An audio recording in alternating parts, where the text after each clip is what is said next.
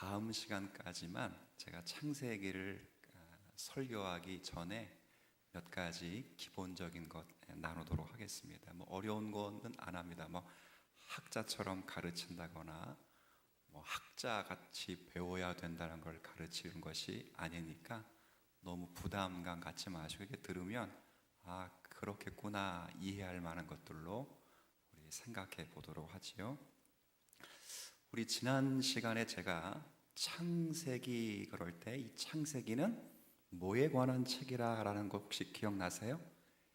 즉 기원에 관한 책이다. 놀랍게도 이 창세기란 책 제목이 원래 히브리어 성경 그리고 통상적으로 번역되는 라틴어와 영어 성경 그리고 한글 우리나라 성경은 한자를 음역한 거예요. 한자를.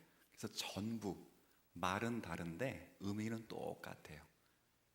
태초, 기원, 시작 이런 의미. 그러니까 종합적으로 말하면 창세기는 뭘 보여주는 책인가? 기원에 관해서 보여주는 책이라 이렇게 이해를 하면 좋겠어요. 그래서 창세기를 잘 이해하면 기원에 대해서 알기 때문에 다른 성경들을 이해함에 있어서 쉬울까요? 어려울까요? 쉽지요. 어떤 문제를 잘 이해하려면 그 문제의 기원과 시작을 알면 돼요. 자, 제가 하는 얘기를 잠깐 들어보세요. 하나님께서 자신을 나타내시는다는 걸 두 글자로 계시라 계시. 그 계시를 특별히 기록된 형태로 나타낸다 할 때 그 기록된 형태를 성경이라 불러요. 성경. 그 사람들이 이 성경을 어떻게 잘 이해할 수 있을까 고민하면서 여러 방법들을 많이 동원해요. 20세기 이후부터 21세기 방법은 사람의 이성을 가지고 문법, 문맥, 배경, 지식 이런 거 가지고 성경을 잘 이해할 수 있다고 생각을 해. 그것을 기원으로 삼아서 이해를 해요. 그런데 우리 종교개혁 이후의 종교개혁 시대 사람들의 전통은 그런 것이 기원이 되는 것이 아니라 계시라고 할 때 이 계시의 기원은 누가 계시하신 거겠어요? 당연히 하나님이 그렇지. 그래서 계시의 기원은 하나님이시 하나님. 그렇지. 하나님이 계시하셨기 때문에 그 방법론이 다른 거예요. 계시인 성경을 잘 이해하기 위해서 사람들은 이성을 가지고 접근한단 말이에요. 배경 지식, 언어, 문법 이런 거. 근데 신앙의 전통적인 종교개혁 이후의 시대는 그런 것으로 기원을 삼으면 안 되고 그 계시를 하신 분이 하나님이란 사실에서 그 시작을 출발하는 거예요. 창세기는 그런 의미예요. 그런 의미. 모든 앞으로 출애굽부터 요한계시록까지 모든 계시의 말씀의 시작과 그 기원을 하나님께 딱 못 박아두는 거예요. 자, 그럼 한번 생각해 보세요. 하나님께서 계시의 기원이시라면 계시의 내용은 뭐가 되겠어요? 내용은 하나님께서 계시하신 것이라면 하나님이 누구 얘기하겠어요? 누구 얘기? 그 자기 얘기하는 거예요. 그래서 계시의 내용은 하나님 자신이에요. 이게 우리 종교개혁 이후의 시대에서 그런데 계시의 기원을 하나님으로 보지 않고 아까 똑똑한 분들이 많이 모여가지고 이성, 문법, 언어, 역사 이런 것으로 적용하다 보면 계시를 통해서 하나님을 발견하는 것이 아니라 제가 지난번 설교 때 그런 말씀드렸죠. 제 동기 목사님 계신 학교는 예수가 구원자 그러면 논문을 못 써요. 예수가 구원자? 예수가 부활했어? 안 믿는다. 아담이 타락했어? 안 믿어. 아담이 타락한 것이 우리의 원죄가 돼? 이런 거 안 믿어요. 안 믿는 학교들이 있어요. 이미 유럽에는 많아요. 왜 그래요? 계시의 기원이신 하나님으로부터 계시의 내용이신 하나님을 이렇게 배워가는 것이 아니라 이성과 학문을 통해서 성경을 이해하려 보니까 전혀 다른 생각들을 하는 거예요. 그러니까 그런 것들을 창세기를 통해서 지속적으로 배워가는 거예요. 중요한 건 창세기는 뭐에 관한 책이라고요? 기원에 관한 책이다. 그러니까 이 말은 누구로부터 시작된다? 하나님으로부터 시작한다. 하나님으로 시작되기 때문에 모든 것은 누구를 알리는 것이다. 계시의 전체 내용은 누구를 알리신다? 하나님을 알리시고, 그게 하나 계시의 내용이에요. 무엇으로 알리시는가? 말씀과 행동으로 알리셔요. 행동으로. 그렇지. 이게 계시의 방법이에요. 단번에 알리시는가? 계시의 과정, 역사 속에서 전진적으로 알리신다. 이 계시의 방식이에요. 계시의 목적은 그렇게 해서 하나님을, 그렇죠, 배우도록, 영광 올리도록, 그렇게 이렇게 이런 내용들을 잘 습득하고 배울 수 있도록 하는 책이 창세기라고. 그러니까 창세기를 잘 읽어야 되겠어요? 안 읽어야 되겠어요? 읽어야지. 이게 그런 관습을 읽으면 창세기는 그런 눈을 띄워, 그런 여러분의 생각들 열어준다고요. 제가 하는 얘기가 아니고요. 헤르만 바빙크라고 하신 분이 한 얘기. 헤르만 바빙크라는 분이 이 계시의 기원, 계시의 내용, 계시의 방법, 계시의 과정, 계시의 목적, 제가 지금 설명한 방법대로 하면서 그만큼의 역사를 가지고 있는 중요한 창세기의 내용이에요.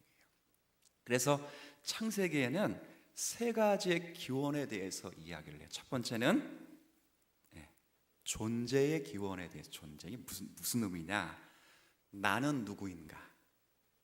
나는 어디서 왔는가? 이걸 얘기하는 거예요.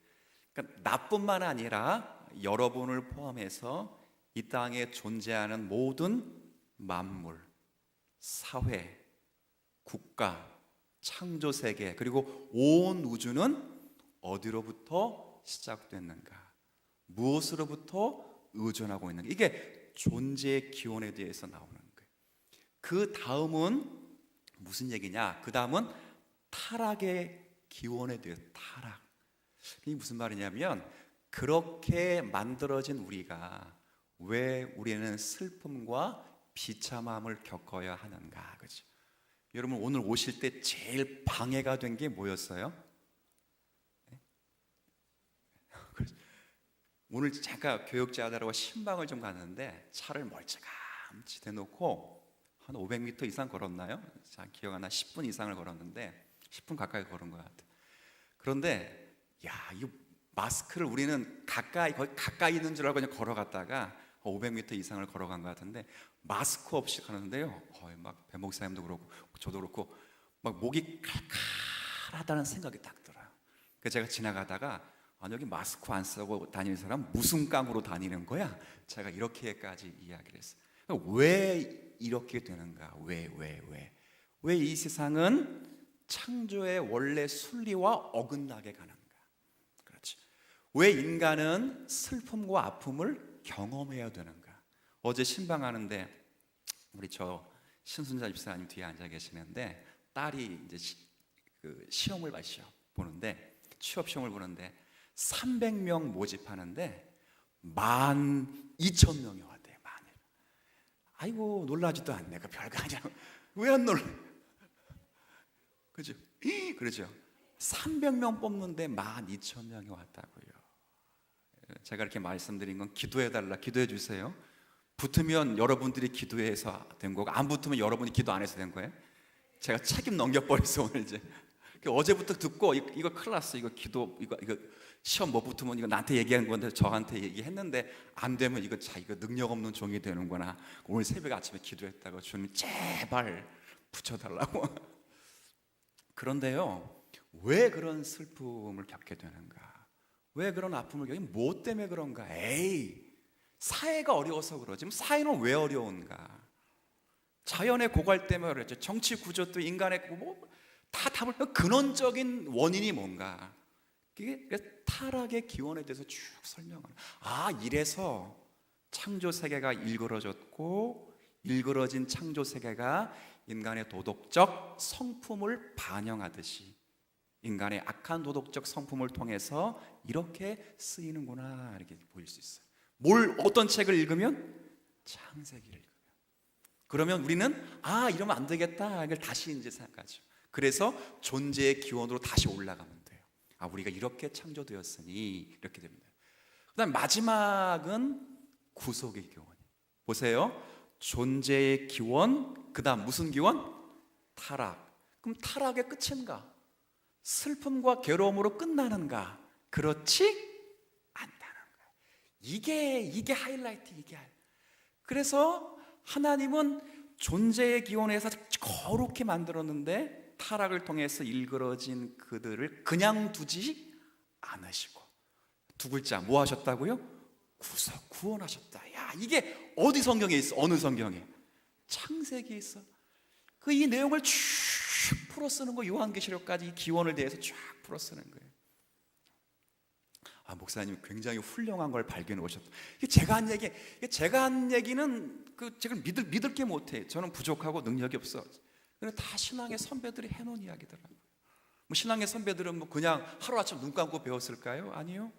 제가 지난주에 말씀드렸죠. 모세가 하나님이 직접 음성 들려주고 창세기 1장 1절 받아 적어라, 2절 받아 적어라, 3절 받아, 이런 것이 영감했어요. 아브라함, 이삭, 야곱, 요셉으로부터 전해 내려오는 구전의 가르침과 요셉이 가지고 있었던 그 도서관에 있었던 수많은 자료, 그리고 그 자료들이 후대에 전달되면서 모든 집대성한 모든 내용을 근거로 해서 모세가 얼마나 똑똑한 사람이에요. 이 모세가 어디서 살았던 사람이에요? 하나님은 그냥 모세를 그냥 거기서 개고생시킨 게 아니고요, 다 뜻이 있어서 역사하는 거예요. 그런 모든 것들을 잘 정리할 때 누가 그 모세의 마음과 머리를 감동시켰다고요? 하나님이 감동케 하신 이 멋진 성경을 기록해 놓았어요. 자, 누가 계시의 기원, 누가? 하나님이 계시의 내용, 누구 자신을, 하나님 자신을 어떻게 말씀과 행동으로 했어, 그렇죠? 오랜 역사를 통해서, 그리고 하나님을 알아가도록 하셨다고요. 그래서 이런 존재, 타락, 구속의 기원이 이렇게 잘 기록되어 있어요. 크게 혹시 기억나세요? 창세기는 아주 크게 두 부분으로 되어 있다고 했어요. 두 부분. 첫 번째는 1장부터 11장까지. 이게 전체 일반 역사를 다뤄요. 여기에는 창조와 타락의 기원이에요. 창조와 타락의 기원. 창조, 그 다음에 타락, 그 다음 뭐 나오죠? 타락한 인생들이 심판을 받아야 된다는 걸 강조하기 위해서 노아의 홍수 나오죠. 홍수 사건 가운데 은혜가 있지만 새롭게 보존된 노아의 후손일지라도 온전하지 않다. 어려서부터 악하다. 그래서 11장에 무슨 사건이 나와요? 인간은 죄 때문에 분리하는 사건이에요. 이렇게 구조가 나가요. 인간은 답이 없다고 나오는 거예요. 답이 없다. 그리고 이제 몇 장부터 새롭게 시작한다고요? 12장부터 50장까지 하나님이 특별 역사를 통해서 하나님이 한 사람을 선택하시는데 누굴 선택하셔요? 아브라함. 그래서 우리는 신약을 근거로 해서 아브라함을 무슨 조상이라고 하죠? 그렇죠. 정확히 표현하면 믿는 자의 조상이 돼요. 믿는 자. 즉 우리처럼 믿는 자의 조상과 시조로 아브라함을 세우시고, 유명한 네 사람이 이제 12장부터 나오죠. 누가 나와요? 아브라함, 또 이삭, 그 다음 야곱, 요셉. 그렇죠. 요셉.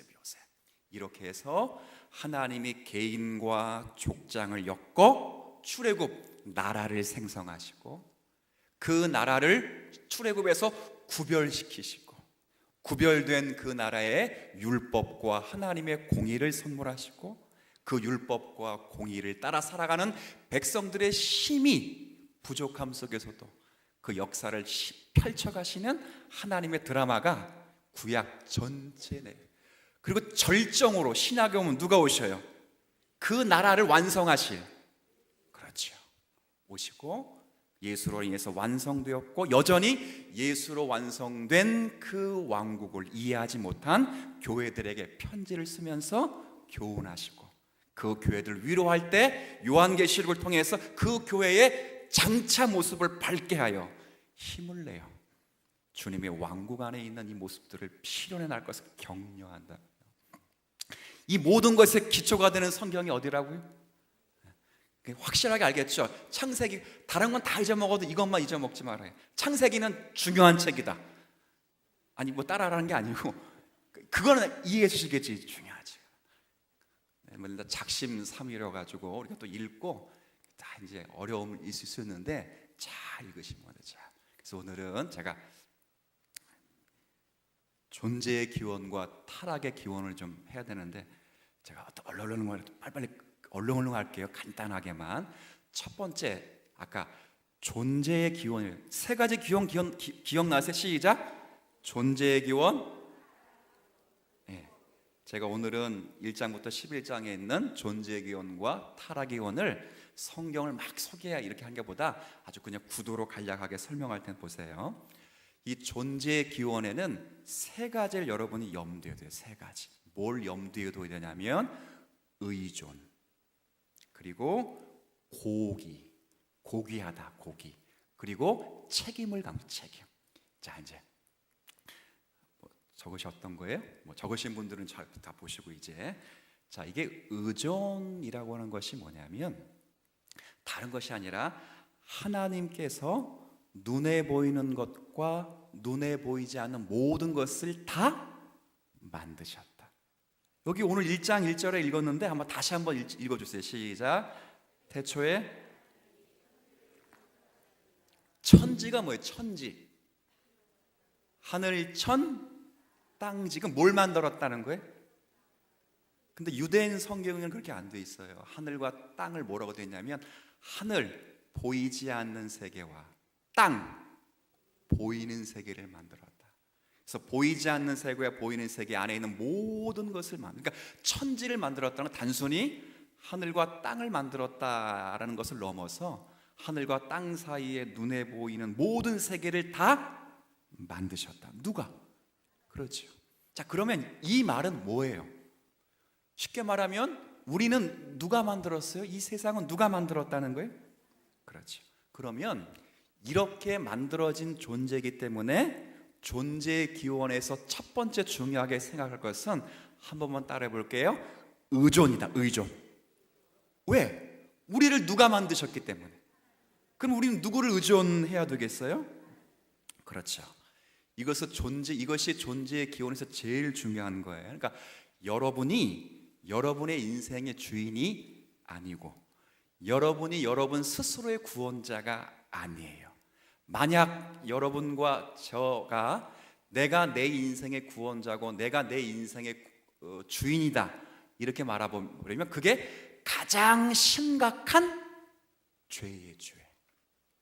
창세기 3장에 이제 읽어가면 타락이 언제부터 시작되는가 그럴 때 아담부터 물론 시작되죠. 근데 그게 아니라 아담이 하나님과 딱 선을 긋고 나 이제 독자적으로 살 수 있다라고 시작해서 그게 뭐가 되냐면 타락이 되는 거야. 타락. 그러니까 절대적으로 하나님께로부터 존재된 사람들은 하나님을 뭐 할 수밖에 없는 존재가 된다고요?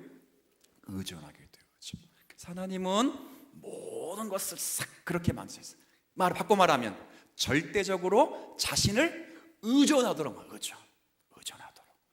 여러분을 하나님이 딱 만들었어요. 말씀으로 만드셨어요. 말씀으로 만들어 놓고 여러분이 원하는 건 여러분들이 하나님을 뭐 하도록 했어요? 의존하도록.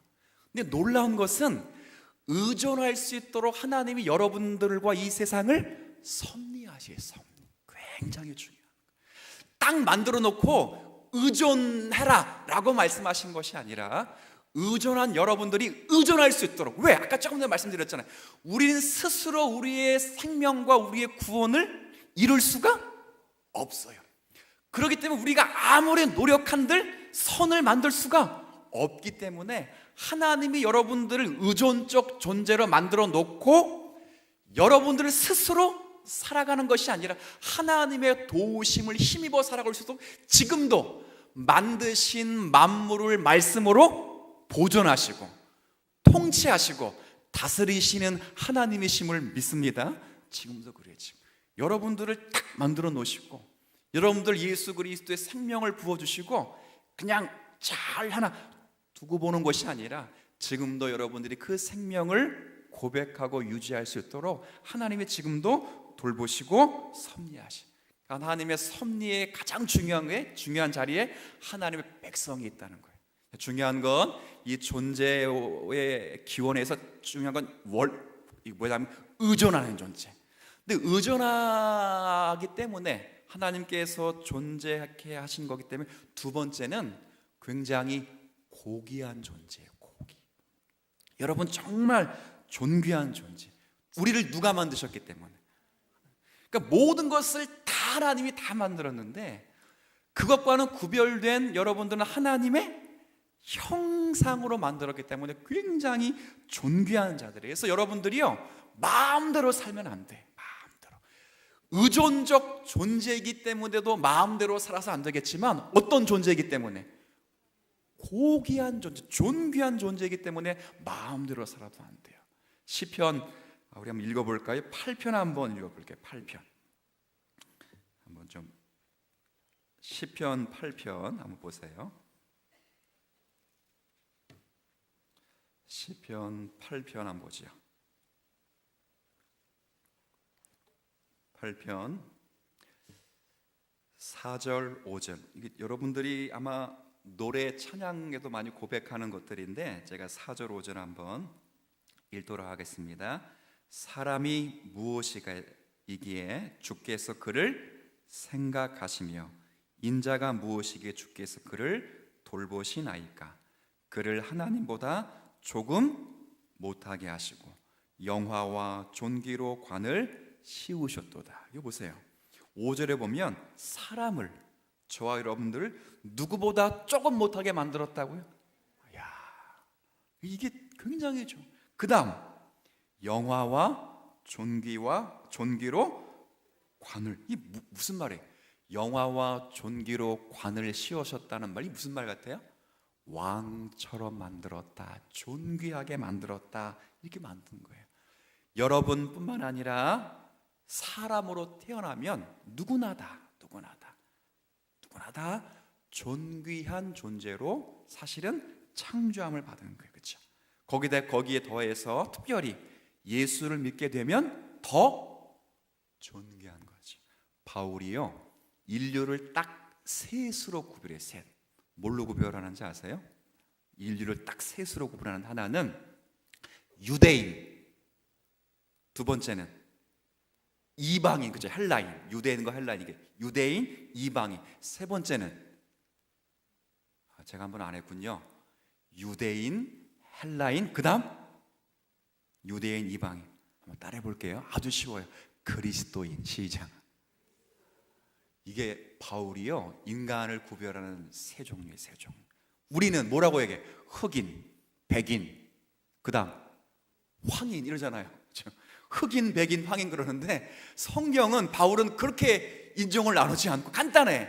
유대인, 이방인, 그다음 그리고 그리스도인이라는 표현을 쓸 때는 반드시 그 앞에다 새절, 새 것. 고린도후서 5장 17절에 이전 것은 지나갔으니 보라 새 것이 되었도다. 새 것. 이때 새가 뭐예요? 새거. 새거. 아, 그럼 새거 좋네. 새거. 그런 의미도 있지만 다른 거예요. 다른 거. 이 말은 유대인도 이방인도 아닌 것. 그거예요. 아닌 것. 유대인도 아니고 이방인도 아닌 뭐라고요? 그리스도인. 얼마나 존귀한가를 얘기해요. 그냥 하나님의 형상으로 태어난 일반 사람들도, 예수를 믿지 않는 사람들도 존귀한데 거기다가 바울은 새자를 써서 새. 예수 믿는 사람은 더욱더 존귀한 거죠. 여러분들은 그런 은혜를 누릴 거라. 얼마나 존귀한지를 몰라요. 교회에서 성도들 볼 때마다 야, 이 사람은 정말 존귀한 자다 이렇게 보셔야 돼. 저 재수 없는 거 밥맛 없어 이렇게 보지 마시고 그렇게 보셔야 돼. 그렇게. 은혜 있으면 정말 좋겠어요. 볼 때마다 깜짝깜짝 놀라야 돼. 저 새것 새 거가 진짜 새 거 이게 아니라 다른 것, 종자가 다른 것 그런 뜻이에요. 종자가 어떻게 다르다고요?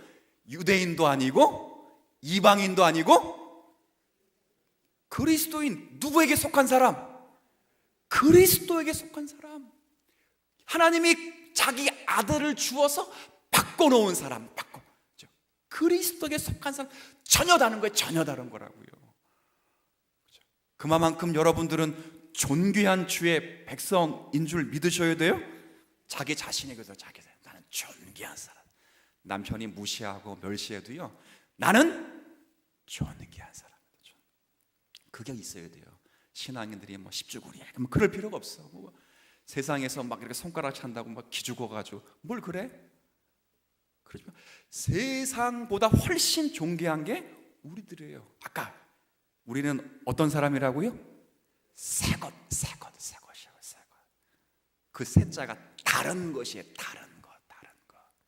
이 은혜가 우리 가운데, 이게 창세기를 통해서 잘 보여져.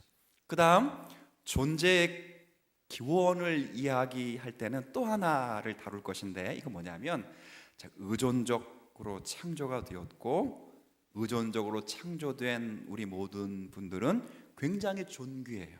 근데 존귀한 것으로 끝나지 않아요. 존귀하기 때문에 책임이 있어요. 책임. 뭐가 있다고요?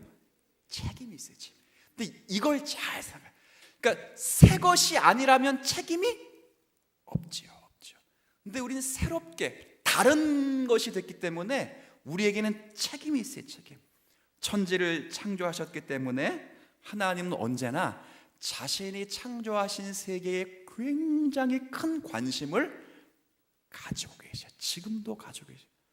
하나님께서 세상을 만드신 후에 창조 세계에 대한 관심을 갖고 계시기 때문에 저와 여러분들은 창조 세계에 대한 책임을 분명히 가지고 있어요. 분명히. 그러니까 내가 구원받는 것에 대한 책임뿐 아니라 이 일그러진 세계지만 이 일그러진 세계도 지금 하나님이 보존하고 계시잖아요. 그렇죠? 그렇기 때문에 이 일그러진 세계 속에서 하나님의 말씀대로 회복되기 위해서 우리는 책임을 가져요. 책임. 요한계시록에 보면 만물이 새롭게 회복되는 것이 나와요. 그날이 되면 만물이 새롭게 회복된다. 그래서 우리는 이 전 세상의 모든 우주를 품고 기도해야 돼요. 환경 문제는 그건 예수 믿는 사람의 바깥이, 우리는 무조건 영혼에만, 그게 아니에요. 제가 늘 말씀드려요. 여러분이 구원받는 것이 영혼만 구원받는 거예요? 영혼과 육체가 함께 구원받는 거예요? 함께 구원받는 거예요. 그 부활에 되면 영혼만 가는 게 아니라 영혼이 썩어진 육체와 연합을 하는 부활체로서의 구원이라고. 그러니까 전인적 구원이에요. 그래서 우리가 하나님의 자녀된 백성이 되면 놀랍게도 이 세상의 모든 창조 세계에 전체를 다 관심 가질 수는 없지만 모든 내용들을 어떤 분야에서 특정하게 관심을 가지고 여러분들이 기도하고 그렇게 해야 돼요. 실제 그래. 환경에도 관심을 가져야 할 것이고 나라와 문화와 역사와 지역에서도 사실은 정말 우리가 어떤 사람에게 새 것입니까? 새 것. 새 것이 새 사람의 마음을 가지고 이 세상에 책임을 갖고 하셔야 돼요. 오늘 이렇게 보니까 제가 예배 오시기 전에 박경미 공사님이 혹시 여러분들은 동성애 거기 우리 교회 단톡방에 초대됐어요? 우리 교회 성도들인데 초대 안 되신 분들 있으면 이따 나가시다가 저기 교육자님께 이야기하시면 초대드릴 테니까. 거기 보니까 우리가 지지난주 낙태 반대하자는 그죠? 낙태법 폐지하자는 것에 우리 반대한다고 서명했잖아. 그런데 헌재에서 조만간에 또 빨리 결의하려고 움직임을 포착했어요. 그래서 이게 자필 서명도 중요하지만 이거 안 되겠다. 그래서 온라인 서명을 지금 급하게 받고 있는 것 같아요. 자, 그러면 우리 같은 사람은 주님이 알아서 하시겠지. 이러면 돼, 안 돼? 안 돼요. 자, 아까 우리의 영혼만 구원받는 것이 아니에요, 그렇죠? 영혼이 존귀한 성도가 되면 새 것이 되기 때문에 이 세상의 모든 역사 속에서 하나님의 관심을 가지고 세상 역사의 순리를 바르게 하기 위해서 관심을 갖는 여러분들이 동참해 주셔야 돼요. 이 안양대 사태가 있잖아요. 뭐 가끔 이제 성도님들 여쭤봐요. 어떻게 되고 있는가? 뭐 어떻게 되고 있어요? 그냥 되고 있어. 근데 이게 너무 힘들어가지고 지금 굉장히 학생들만 괴로운 상태예요. 답보 상태에 있고 예배 내려오기 전에 또 총회 임원 목사님과 이렇게 통화를 하면서 여러 소식이 들려오는데 참 힘든 것 같아요. 근데 왜 이 일에 우리가 애를 쓰고 힘써야 되냐면 기독교 재단 학교가 진리를 가르치는 학교가 이단 이교 종교에 넘어가는 일들이 생겨서는 안 되잖아요. 4명 가운데 이미 2명의 이사가 대신 성주의 사람으로 탁 픽스가 됐고 2명의 사람이 이사로 들어오려고 하는 그 찰나에 학생들이 나서서 피켓 시위를 하고 뭐 학기 중에는 수업 거부를 조금씩 부분적으로 하면서 그 일들을 감당해요. 근데 제가 너무 안타까운 것은 학교 사정이 그렇게 되다 보니까 여러분 좀 기도해 주셔야 돼요. 안양대 신대원 입학생이 없어요. 올해 안양대 신대원 입학생이 몇 명? 60명? 6명 와서 6명. 정원이 100명에 100명. 6명 왔다. 6명. 물론 가면 갈수록 신학생 수가 줄어드는 것이 현실이겠지만 6명 왔다는 건 지금 참 너무 가슴이 아파요. 그래서 이런 일들도 나는 뭐 관심 없어 이렇게 생각하지 않아요. 우리가 아까도 말씀드렸지만 하나님께서 만드신 창조 세계에 우리가 새롭게 구원과 구속함을 받은 자들이라면 그 자리에 있어서 하나님의 창조 세계에 지금도 관심을 갖듯이 저 여러분들이 그것을 가슴에 품고 기도하고 아픈 마음을 갖고 사셔야 돼요. 다른 누군가의 고통과 아픔이 우리의 기도가 돼야 하듯이 전부 그래요. 그래서 우리는 여러분이 어떤 책임을 가져야 되냐면 이것만 하고 오늘은 마칠게요. 2가지 책임이 2가지. 하나는 여러분의 영혼이 성화되어 하나님을 닮기 위해서 정말 책임 있게 노력하셔야 돼요. 정말 날마다 주의 말씀과 거룩함을 가지고 하나님을 닮아가도록 애를 쓰셔야 되고, 2번째는 여러분이 속해 있는 사회, 가정, 직장, 그리고 동네, 국가, 세계 역사 속에서 정말 기독교인으로서 정체성을 가지고 정말 성실하게 살아가야 돼요. 성실하게. 목사님, 내 일상도 바쁘고 내 일심도 바쁜데 뭘 남의 것까지. 우린 그런 분이야. 그런 사람이에요. 우리는 아까 말씀드렸죠? 존재의 기원 가운데 의존적 존재긴 하나, 2번째 어떤 존재라고요? 존귀한 존재. 존귀한 존재. 이 세상에 돌아가는 모든 일들을 우리만이 하나님의 시각과 하나님의 마음으로 펼쳐갈 수 있는 존귀한 사람들이에요. 그러면 모든 유능한 자리나 아니면 모든 어떤 자리에 가든 간에 누가 제대로 된 정신을 가지고 그 일을 해야 되냐면 자신이 의존적 존재이며 존귀하게 창조를 받은 다른 사람, 그리스도인, 구속받은 사람이라는 사람 의식을 갖고 철저하게 그 역할을 해야 돼요. 접시를 닦아도 그런 마음을 갖고 닦고, 그렇죠? 누구에게 서빙을 해도 그런 마음을 하는 거예요. 그렇죠? 내가 돈을 벌어 먹어도 그냥 이윤을 남기겠다의 목적이 있는 것이 아니라 이 물건을 팔면서 이 물건을 통해서 얼마나 사람들을 유익하게 할 수 있는가를 고민해요. 공부를 하면서도 왜 공부해요? 저희 스승 목사님이 맨날 아들에게 어릴 때부터 막 주입시킨 게 있어요. 학교 갈 때마다 맨날 가르쳐. 너 공부 왜 하니? 이렇게 물어보면 답을 가르쳤어요. 뭐라고 답을 가르쳤는지 아세요? 하나님을 영어롭게 하고 사람들을 유익하게. 맨날. 이제 그 아이가 물론 지금은 굉장히 훌륭한 목회자가 됐는데 얼마나 지겹게 했어요. 맨날 아침에 갈 때마다 그 얘기를 들은데. 그런데 그 이야기를 듣다 보니까 정말 깨달음이 오더래. 깨달음이. 우리도 마찬가지. 공부를 왜 해요? 하나님을 영어롭게 하고 많은 사람들을 유익하게 하고. 그런 마음으로 이 세상 가운데 여러분들이 책임을 감당해야 되는 거예요. 누구만이 할 수 있다고요? 존귀하게 구별된 부름받은 저와 여러분만이 할 수 있다는 거 기억하시고, 오늘도 삶의 자리에서 한 주간을 살면서 그냥 내 영혼이 예배드리고 찬송하고 기도하고 라는 것으로 그치지 말고, 여러분이 속해 있는 여러분의 삶의 자리에서 정말 하나님을 영화롭게 하고 사람들을 유익하게 하고 본래의 창조 질서대로 이 세상이 펼쳐질 수 있도록 기독교인의 모습을 따라 살아갈 때, 거기에 하나님이 원래 창조하셨던, 아담과 하와를 통해 창조하셨던 하나님의 나라의 특징이 거기에 이루어질 것으로 믿고 다짐하며 한 주간 애쓸 수 있는 우리 모두가 되시기를 주의 이름으로 부탁을 드리겠습니다.